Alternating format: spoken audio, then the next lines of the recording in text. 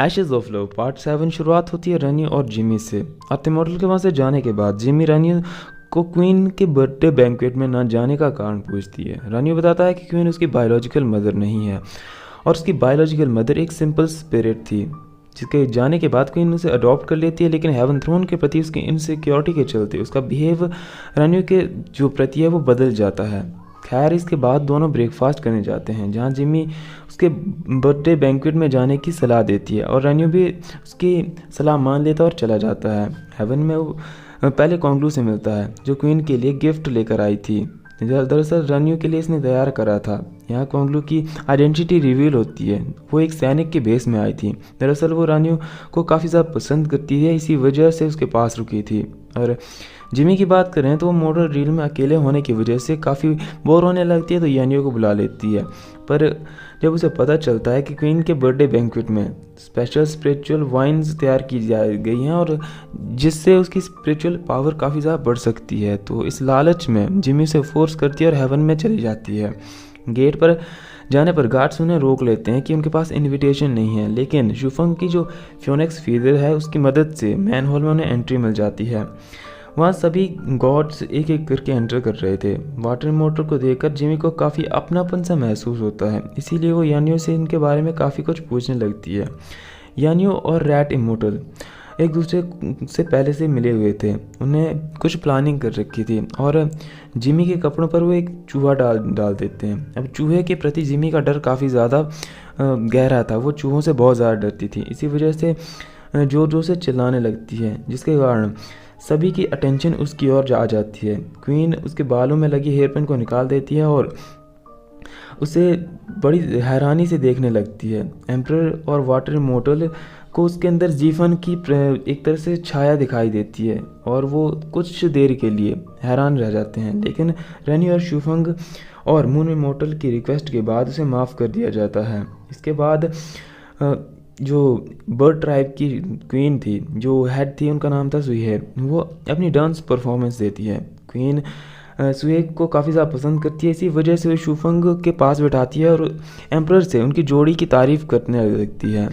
Jimmy को ये बात काफ़ी ज़्यादा इंटरेस्टिंग लगती है, इसी की वजह से वो क्वीन की बात को बीच में टोक देती है। इस पर क्वीन को काफ़ी ज़्यादा गुस्सा आ जाता है और वो उस पर वार कर देती है, जिससे शुफंग की जो फ्यूनिक्स फीदर है उसे बचा लेती है।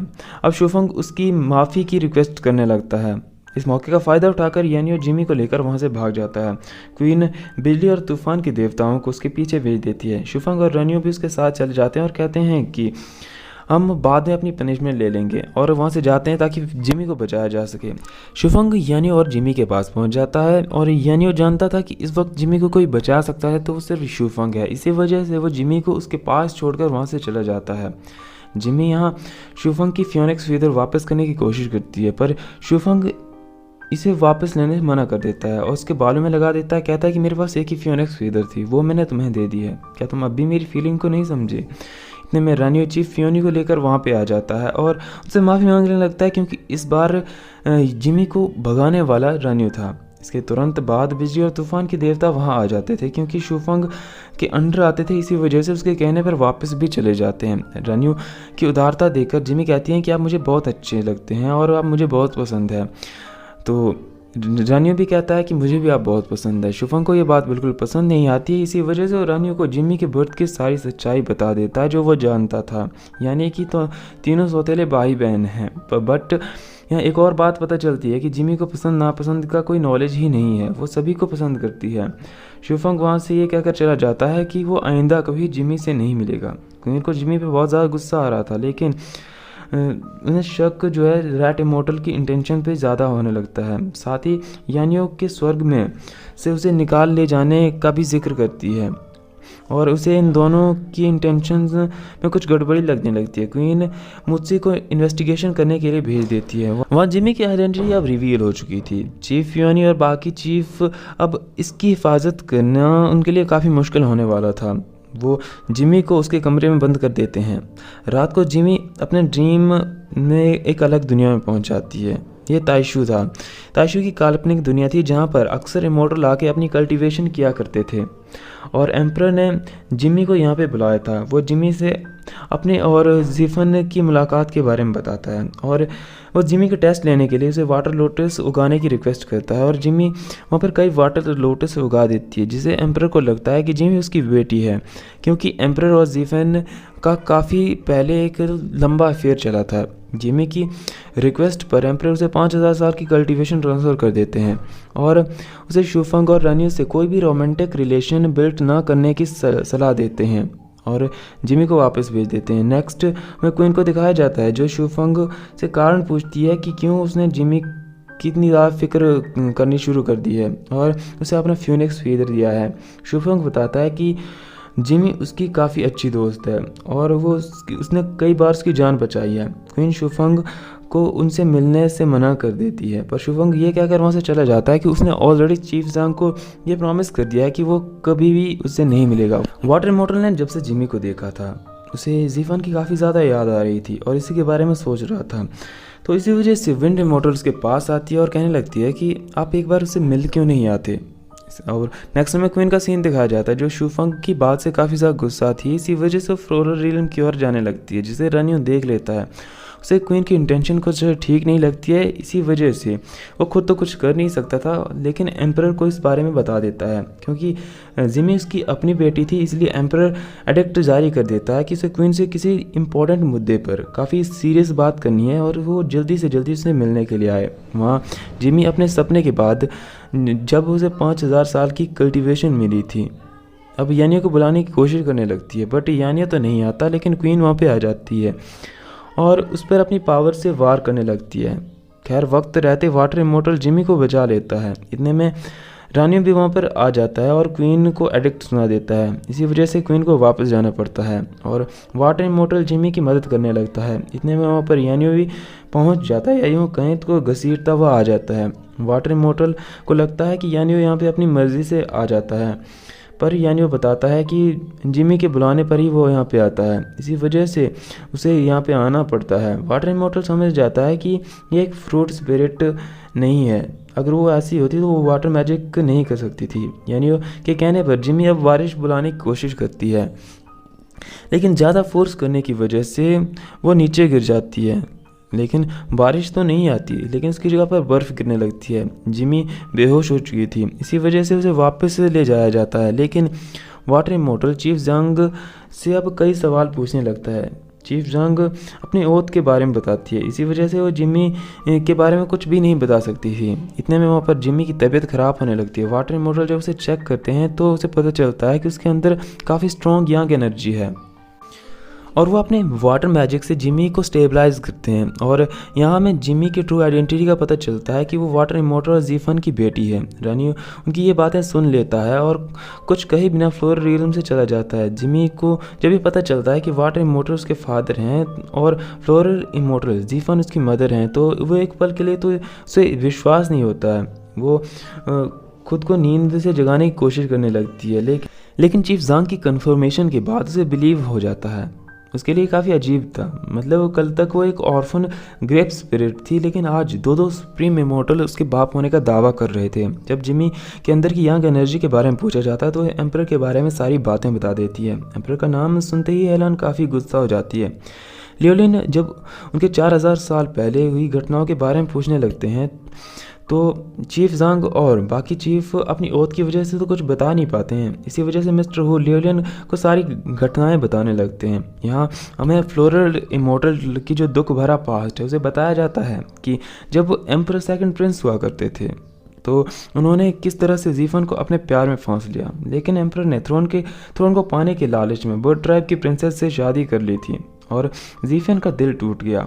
और इस वक्त लियोलिन ने उसे सहारा दिया था, जिस वजह से जीफन के मन में लियोलिन के लिए जो प्यार था वो काफ़ी गहराता गया और एम्परर अभी भी माना नहीं था। इसी वजह से वो जीफन को किडनैप कर लेता है और चीफ पैलेस के अंदर बंद कर देता है, उसे हैरेस करता है। लेकिन अभी तक जीफन प्रेग्नेंट हो चुकी थी। इसी वजह से वो सारी बातें भुलाने के लिए अनमाइंडफुल रिवर के पानी को पीने की कोशिश करने लगती है। एम्परर वहाँ भी आ जाता है और उसे किडनैप करके चीवू पैलेस में बंद कर देता है।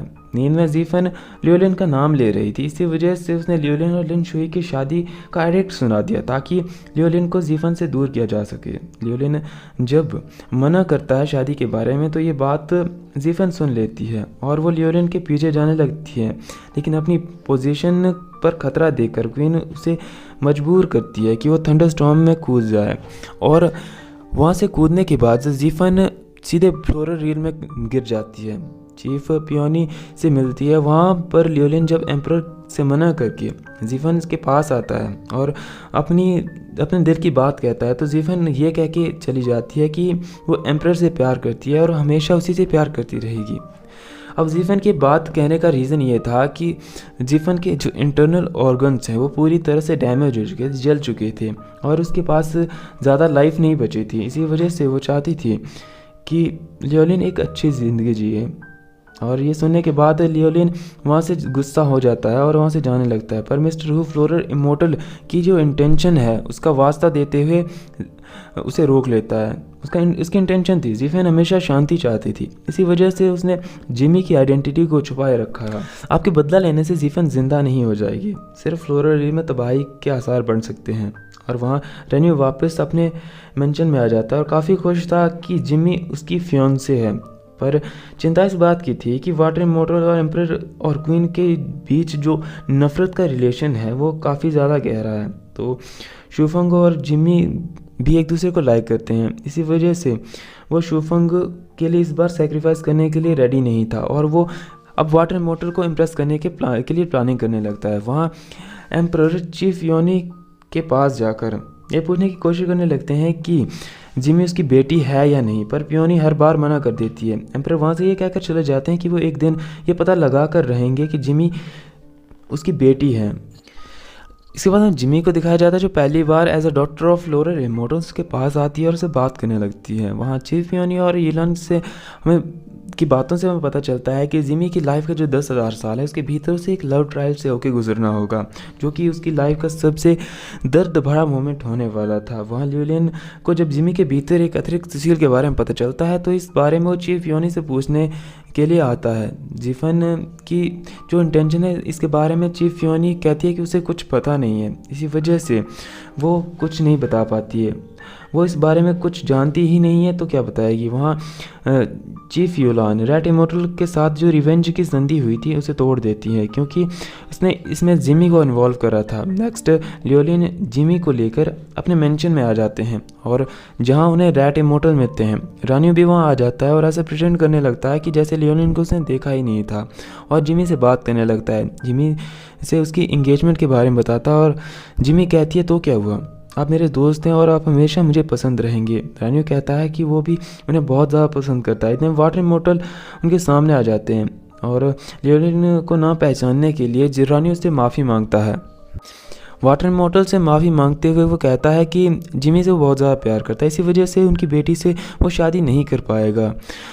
उसने एक तरह से वाटर इमोर्टल को ट्रिक कर दिया था जिससे वाटर इमोर्टल को लगने लगता है कि शायद ये दोनों एक दूसरे से बहुत ज़्यादा प्यार करते हैं। वहाँ शूफंग अपने पेरेंट्स के सामने म्यूज़िक बजा रहा था जिसे सुनकर वो उसकी काफ़ी तारीफ़ करने लगते हैं, लेकिन शूफंग का चेहरा उतरा हुआ था।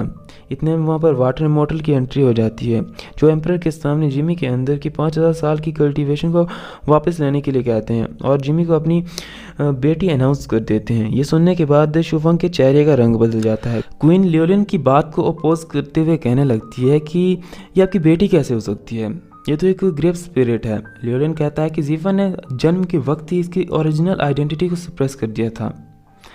क्या आपको पता है क्यों? क्या आपको ये पता है इसकी मौत कैसे हुई थी? क्वीन जवाब देते हुए कहती है कि ये कर्म चक्र है और फ्लोरल इमोर्टल की मौत उसकी अपनी पावर में एक्सप्लोर होने की वजह से हुआ था और इसी वजह से उसकी स्पिरिट नष्ट हो चुकी थी। अब लियोलिन कहता है कि नर्क की आग भी किसी की स्पिरिट को नष्ट कर सकती है और अभी ये फायर सिर्फ फायर इमोर्टल के पास है, लेकिन उस समय इतना कहते ही यहाँ पे एंट्री हो जाती है रानियों की और वो लियोलिन के पास जाता है और एम्परर ऑन सभी को सैल्यूट करता है। लियोलिन भी रुक जाता है और रेन्यू ऐसा प्रिटेंड करता है जैसे उसे अभी अभी पता चला हो कि जिमी की असलियत क्या है, वो वाटर इमोर्टल की बेटी है। एम्परर उसे चेक करते हैं और कंफर्म कर देते हैं कि वाटर इमोर्टल की बेटी है और उसके अंदर से 5000 साल की कल्टीवेशन को वापस ले लेते हैं, क्योंकि एडिक्ट के अनुसार अब जिमी रेन्यू की फियांसे है। जिमी से पूछा जाता है रेन्यू के बारे में तो वो शादी के लिए मान जाती है। शुफंग से देखा नहीं जाता, इसी वजह से जिमी के बालों में लगी फियोनिक्स फीदर को नीचे गिरा देता है ताकि उसका ध्यान शुफंग पर जाए, लेकिन रेन्यू जिमी को अपनी ग्रिप से हेयरपिन दे देता है और शुफंग की फियोनिक्स फीदर को वापस कर देता है। सारी चीज़ें यहाँ पे शुफंग कहता है कि इसके साथ उसने कुछ और भी दिया था, अगर वापस करना है तो सारी चीज़ें ही वापस करो और अगर नहीं तो कुछ नहीं।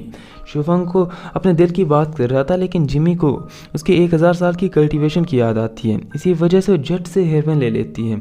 शुफंग उसे मिलने के लिए कह के वहाँ से चला जाता है। सुए भी अब सिंपैथी देने की कोशिश करने लगती है शुफंग को, लेकिन मन ही मन बहुत ज़्यादा खुश थी कि उसे जिमी से छुटकारा मिला, वो उसके रास्ते से हट चुकी है। पर शुफंग गिव अप करने के लिए रेडी नहीं था। वो मून इमोर्टल से कहता है कि वो रेन्यू को सब कुछ दे सकता है सिवाय जिमी के। लियोलिन लिन शुई को जिमी के बारे में बताता है। लिन शुई कहती है कि जिमी उसकी अपनी बेटी की तरह है, लेकिन वो फ्लोरल इमोर्टल के बारे में बदला लेने की बात कहती है। तो लियोलिन फ्लोरल रियल्म को खतरे में नहीं डालना चाहता था। वहाँ शुफंग अब मून इमोर्टल के रेड थ्रेड को राइस डैम्बलिंग में लगाकर जिमी के लिए गिफ्ट तैयार करता है। इतने में वहाँ पर लियोलिन आ जाता है।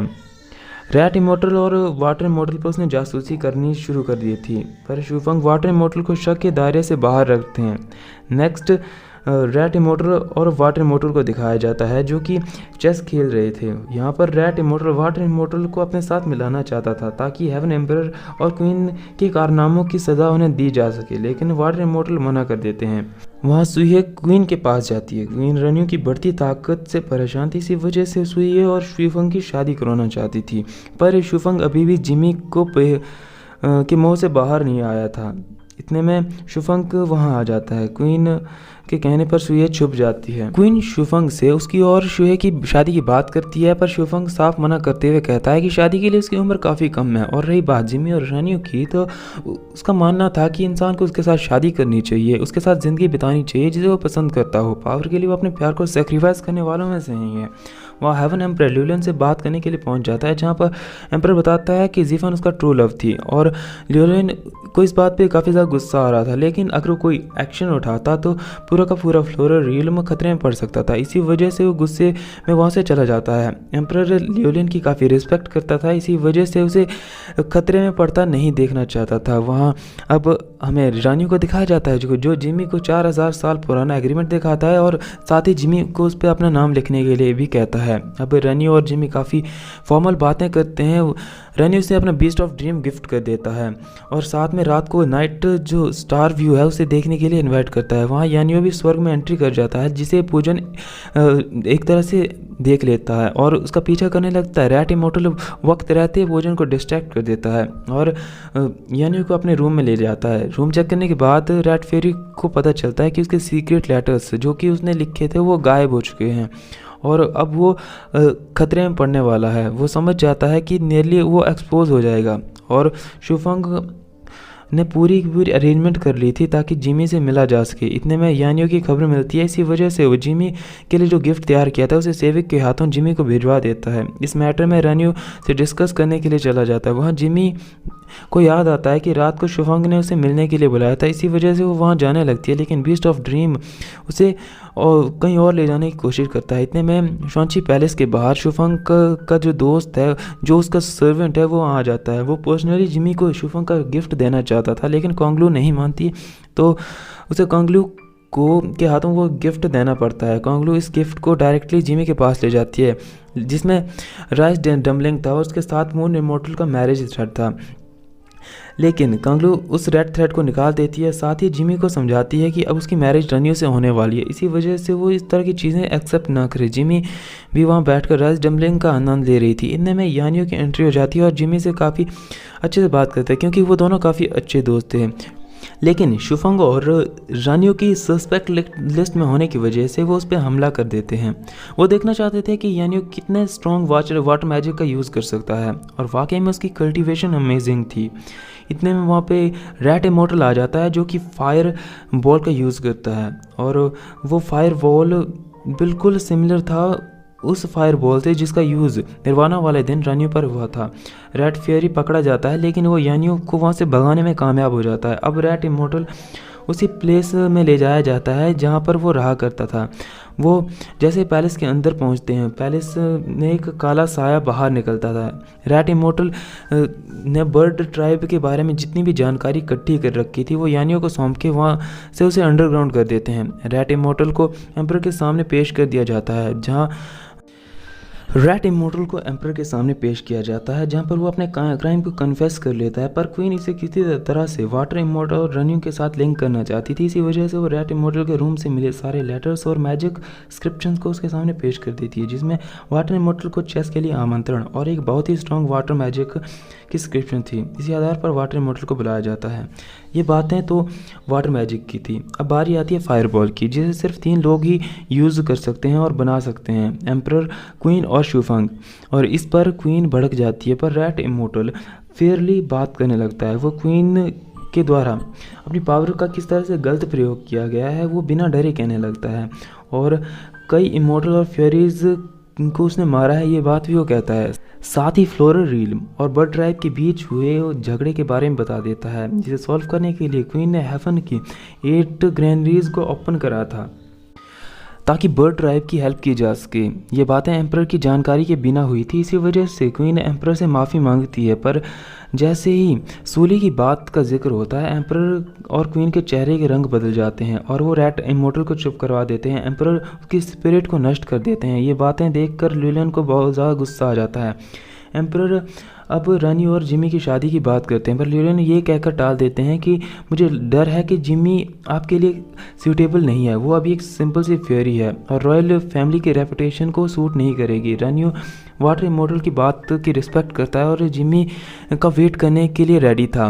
और क्वीन शुफंग और स्वे की शादी की बात कहती है, तो एम्परर ये कहकर चले जाते हैं कि रैट इमोर्टल के रिवॉल्ट के पीछे कोई रीज़न रहा होगा। ऐसे ही वो अपनी स्पिरिट को खतरे में नहीं डालेगा, तो पहले अपनी हरकतों को सुधारो। वहाँ रनी शुफंग को फ्लोरल इमोर्टल की मौत की असली वजह को बताने के बारे में सोचता है, पर इस डर से नहीं बताता कि कहीं उनके रिलेशन ख़राब ना हो जाएं। और जिमी की टॉपिक की बात होती है, शुफंग गिव अप करने वाला नहीं था और वो सारी की सारी बात जिमी की फीलिंग्स पर छोड़ देता है। इतने में शुफंग को एक न्यूज़ मिलती है और वो सीधा क्वीन के पास चला जाता है। उन्हें रैट इमोर्टल की कई बातों के बारे में पूछने लगता है, पर क्वीन बड़ी सॉफ्टली मना कर देती है और कहती है कि उसने किसी भी इमोर्टल और फेरी की हत्या नहीं करी है। ये सबसे बड़ा सिन है हेवन में। और अगेन वो शुए की बात को छेड़ देती है, बट शुफंग इस बार क्लियरली कहता है कि शुए उसकी सिस्टर जैसी है, उसके लिए उसके मन में कोई भी रोमांटिक फीलिंग नहीं है। शुफंग वहाँ से ये कह के चला जाता है कि मूसी को मैंने आपके कमरे में आते हुए देखा है, तो अलर्ट रहना और अगेन एम्परर को शर्मिंदा मत करना। रैट इमोर्टल के जाने का गम कई लोगों को था, जिनमें से वाटर इमोर्टल भी एक थे, और एक पल के लिए तो ऐसा सोचते हैं कि वो हेवन को छोड़ के चले जाएं। इसके बाद एम्परर उनसे मिलने के लिए आ जाते हैं। लियोलिन को तब गुस्सा आ जाता है जब एम्परर ये कहते हैं कि उसकी फैमिली की रेपुटेशन को बचाने के लिए रैट इमोर्टल के मुंह को उसे वक्त से पहले बंद करना पड़ा। शुफंग ने भी अपने सैनिकों को अच्छे से छानबीन करने का ऑर्डर दे दिया था, खासकर फ्लोरल इमोर्टल की मौत और सूली के बारे में। इसके बाद फ्लोरल रियलम को दिखाया जाता है, जहाँ पर जिमी काफ़ी इंजॉय कर रही थी। लियोलिन, लिन शुई और चीफ योनी के साथ ड्रिंक कर रहे थे। लिन शुई रात को जिमी के लिए बिस्किट्स बनाकर लाती है, लेकिन उसकी कुकिंग के लिए जो बुरी कुकिंग के लिए अफवाहें थी उसकी वजह से जिमी पहला बाइट लेने में काफ़ी घबराती है, लेकिन बाद में उसकी काफ़ी तारीफ़ करती है। जिमी अपनी मदर के बारे में भी पूछती है, तो लिन शुई अपने पास्ट के बारे में बताती है। दरअसल जीफेन, लिन शुई और लियोलिन साथ में पले बड़े थे। लियोलिन ने बचपन में जीफन की जान बचाई थी और तब से लेकर वो साथ में एक साथ सुप्रीम क्लैरिटी हेवन में अपनी स्टडी कर रहे थे और साथ में तीनों पले बड़े थे और उनके लिए एक दूसरे के लिए काफ़ी ज़्यादा रिस्पेक्ट थी। तुम्हारी माँ काफ़ी चंचल स्वभाव की थी और वो हेवन एम्परर के प्यार में इसलिए पड़ गई क्योंकि उसे दीन दुनिया का कुछ पता नहीं था। वो बाहरी दुनिया से बेखबर थी, इसी वजह से एम्परर के चाव में पड़ गई, लेकिन उसने उसे धोखा दिया था। इसी वजह से वो अगेन तुम्हारे पिता के प्रति फीलिंग डेवलप कर चुकी थी और वो एक चाइनीज़ ओपेरा सॉन्ग गाने लगती है, जिसे सुनने के बाद जिमी काफ़ी खुश होती है। अगले दिन लियोलिन जिमी को लेकर सुप्रीम क्लैरिटी हेवन में पहुंच जाते हैं ताकि जिमी के अंदर की जैलान सील को ओपन किया जा सके, और अपने गुरु से मिलता है। उसके गुरु हर बात को पहेलियों में बताती हैं, जहां वो जिमी की मौत की भविष्यवाणी कर देती है। साथ ही जिमी को एशेज ऑफ ब्रह्मा देकर उसकी जैलान सील को ओपन कर देती है। जिमी रोरो को रिवाइव करने के लिए रिक्वेस्ट करती है, तो लॉर्ड उसकी इच्छा को पूरी कर देती है, लेकिन साथ ही ये भी बताती है कि तुम्हें इसे जल्दी गुड बाय भी कहना होगा। जिमी को वो एक सजेशन देती है। वो कहती है कि प्यार उदासी का कारण होता है, प्यार दर्द का कारण होता है, अकेलेपन का कारण होता है, और अगर तुम प्यार से दूर रहोगी तो तुम उदासी, दर्द और अकेलेपन से दूर रहोगी। जैसे ही जैलान सीन ब्रेक होती है तो वापस गेट पर पहुंच जाते हैं। वहाँ लियोलिन फ्लोरल रियल्म के लिए और निकल जाते हैं, और एक सैनिक जिमी के पास आकर पूछने लगता है कि एक मर्द लाइफ में कई शादियां करता है और आप रनियो से शादी करने वाली है, अगर फ्यूचर में वो ऐसा करेंगे तो आपको कोई दिक्कत तो नहीं होगी। जिमी कहती है कि ये उसका निजी फैसला होगा। इतने में फायर इमोर्टल वहाँ आ जाता है और वो सैनिक वहाँ से चला जाता है। हमें बाद में पता चलता है कि ये कॉन्ग्लो थी जो कि जिमी से जानना चाहती थी कि रेन्यू किस तरह की लड़कियों को पसंद करता है, और उसे कोई प्रॉब्लम तो नहीं है कि अगर रेन्यू किसी और लड़की से शादी करे। वहाँ जिमी फायर इमोर्टल से बात कर रही थी, इतने में वहाँ पर मून इमोर्टल आ जाता है।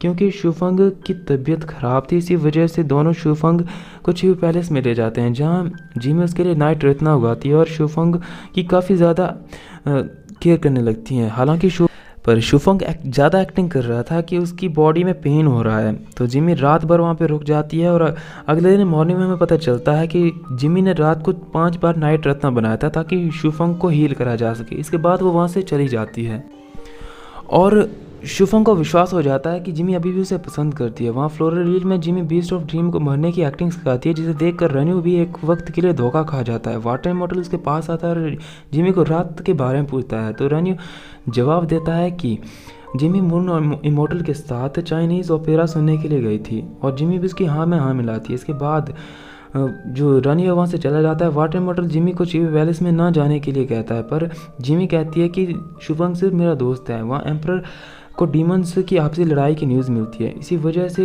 एम्परर अब वहाँ पहरेदारी करने के लिए सैनिक भेजने का डिसाइड करते हैं। शूफंग इनिशिएटिव लेने के लिए तैयार था, हालांकि रानियो भी ये सब करने के लिए रेडी था, पर प्रेफरेंस शूफंग को मिलता है। वहाँ जिमी की जो मैजिकल प्रोग्रेस है वो अब इम्प्रूव हो चुकी थी, और लियोलिन बताते हैं कि उन्होंने एम्परर के सामने जिमी की इमोर्टैलिटी के बारे में बात करी है। इतने में हमें न्यूज़ मिलती है कि शूफंग जिमी से मिलने के लिए आया और फ्लोरल रियल्म के बाहर उसका वेट कर रहा है। जिमी एक्साइटेड हो जाती है, पर लियोलिन की याद आती है। लियोलिन कहते हैं कि हमारे गेस्ट की अच्छे से खातिरदारी करना ये हमारा फ़र्ज़ है। जिमी फायर इमोर्टल से के पास जल जाती है। शूफंग की पहली नज़र जिमी के बालों पर लगती है कि उसने फ्योनिक्स हेयर पेन नहीं लगाई है, तो वो इस बारे में पूछते हैं, पर जिमी कहती है कि वो अभी फ्लोरल रियल में है, तो यहाँ पे वो खतरे में नहीं है। इतने में लियोलिन वहाँ पे आ जाते हैं, जो शूफंग को बैठकर बात करने के लिए कहते हैं, पर शूफंग कहता है कि वो वॉर के लिए जा रहा है, इसी वजह से वो फिर कभी यहाँ मिलेगा। लेकिन जिमी उसे कहती है कि वो अपना ध्यान रखें, और तुम वापस आओगे तो हम सेलिब्रेशन करेंगे तुम्हारी विनिंग का, और साथ में बैठ के वाइन पियेंगे। वहाँ जिमी का शूफंग की ओर झुकाव कहीं ना कहीं लियोलिन की चिंता का कारण था। लिन शुई के पॉइंट ऑफ व्यू से शूफंग काफ़ी अच्छा इंसान है, वो अपने माता पिता से अलग है, और मुझे लगता है कि एक वक्त के लिए वो रानियों से बेहतर होगा जिमी के लिए। लेकिन लियोलिन कहता है कि हमें लव बर्ड्स के बीच में इंटरफेयर नहीं करना चाहिए। नेक्स्ट डे हेवन पैलेस में अब हमें जिमी को दिखाया जाता है, जिसे इमोर्टैलिटी का ताज पहनाने की बारी आती है, जो था ग्रीन लोटस। लेकिन एम्परर जैसे इस कार्य को करने के लिए रेडी होते हैं, वो मन ही मन सेटिस्फाई थे कि वो जीफन को थोड़ा सा इंसाफ दे पाए। तो इतने में लॉर्ड दो ऑब्जेक्शन करते हैं और कहते हैं कि जिमी अभी इस ताज के लिए क्वालिफाई नहीं करती है, इमोर्टल बनने के लिए उसे कुछ अभी और सीखना बाकी है। युआनजी वहाँ आती है और वो बताती है कि जो कि व्हील ऑफ कर्मा को नियंत्रित करती है। वो बताती है कि निकट भविष्य में जिमी हेवन रियल में केओस का कारण बनेगी, और उसने एक बार नहीं बल्कि 100 बार इसे चेक करा है, और रिज़ल्ट वही था। हालांकि इसके बारे में सुप्रीम इमॉर्टल दोमो भी जानते हैं, तो उनके नॉलेज में ये सब हुआ है। इसी वजह से जब वो रिडेम्पशन के बारे में पूछा जाता है तो वो बताती है कि जिमी को ह्यूमन वर्ल्ड में जाकर हेवन के 10 दिन बिताने होंगे, लेकिन हेवन के 10 दिन ह्यूमन में की पूरी लाइफ वो होती है और इसी वजह से उसे ह्यूमन वर्ल्ड में भेजा जाएगा। तो जिमी भी इस फैसले के लिए रेडी हो जाती है, वो एग्री कर जाती है। तो एम्परर एडिक्ट सुना देते हैं कि अगले 3 दिन के अंदर जिमी को ह्यूमन वर्ल्ड में भेजा जाएगा। नेक्स्ट क्वीन युआनजी को बुलाती है और उसे धमकाती है कि जिमी के लाइफ स्पैन को वो सबसे ज़्यादा कष्टों भरा करे, अदरवाइज परिणाम वो जानती है।